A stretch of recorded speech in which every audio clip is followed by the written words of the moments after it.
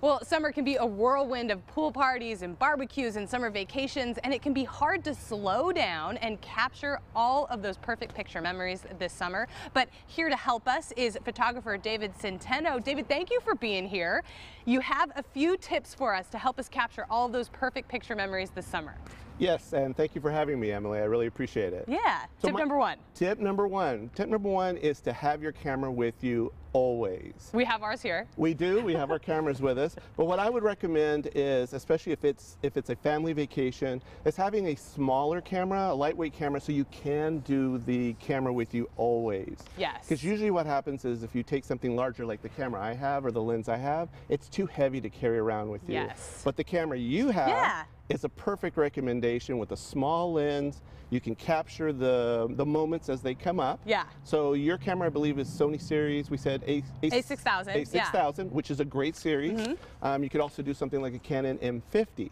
Now your smartphone has a camera and you carry it with you always, but it's not quite going to give you the quality of photos that you might be wanting. Yes. And if you have a camera that's always with you, you're going to capture those special moments. I actually bought this camera to go on my very first trip to Europe. This is why I bought it, so I could travel and it would be, you know, low profile, and I have a little, you know, little zoom lens. Yes. And it does just what I need. Yeah, the zoom lens is really important. Yeah. I would recommend about a 24 to 70 zoom. Yeah. And then of course your f-stop you want to get as low as possible.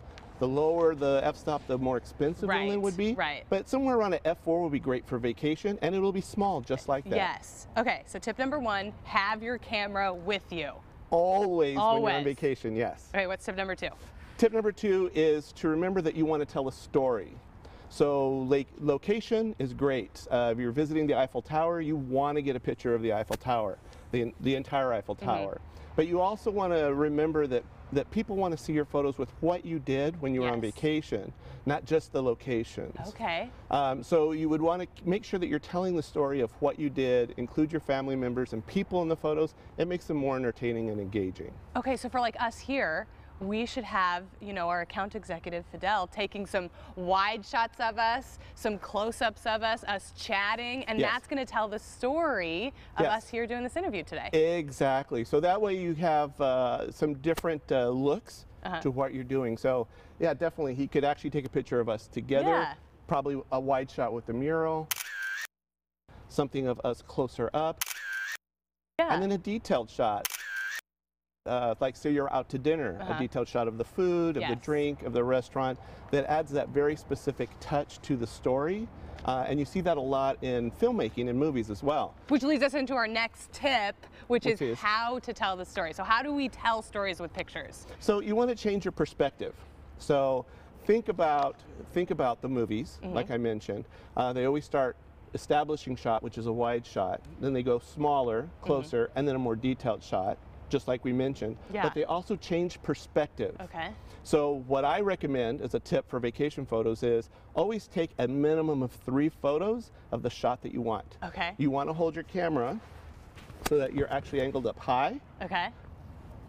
About a chest height. Okay. And then you want to get down low and take a shot. And then depending on the perspective is part of what the storytelling is when you're presenting those photos. Right. So whenever you're taking a photo of a human being, if it's a high shot, you're now giving authority to the viewer. Straight on shot is normal perspective, but if I get down low and take your photo, I've now presented you in a much better perspective as being a position of authority. I had a videographer teacher, and you know, there's similarities between still and video. He was like, you want to show the viewer what they can't normally see with their eye. Exactly. So you want to get low, or you want to get high, or you want to get like right up to something. Show them what they can't normally see, and that'll tell a really cool story. Exactly, yes. Final tip. Final tip is keep in mind that as we're going out to travel and go on vacation, there are going to be thieves that are looking for the people that are traveling. I hate to end on a negative, but it's the truth. So what I would recommend is never carry a camera strap or a bag that is specifically labeled a brand. That's the other reason why to carry a smaller camera with a smaller lens. It seems like you're just a tourist with an inexpensive lens, but if your camera strap says Canon on it or Sony, and you've got a huge lens and an expensive camera, You're basically making it easy for those people to target you specifically for theft. Right, right. And I love the little cameras because I can shove it in my purse. I always have it with me. And it's good to go. I don't have you to could leave even it out. do, with those cameras, you could even do a wrist strap. Yeah, yeah. So you don't even have to do something on your neck. It could be right here at your hand. And it's really light. Oh yeah, those are excellent cameras. I love this one. Okay, so you gave us some great tips to capture the summer, but you do this professionally. So this is how you make your living. You do product photography, portraits, and landscaping. Tell us about your business. So my business originally started with landscape photography and selling prints of landscaping, which I love. It's my favorite thing to do.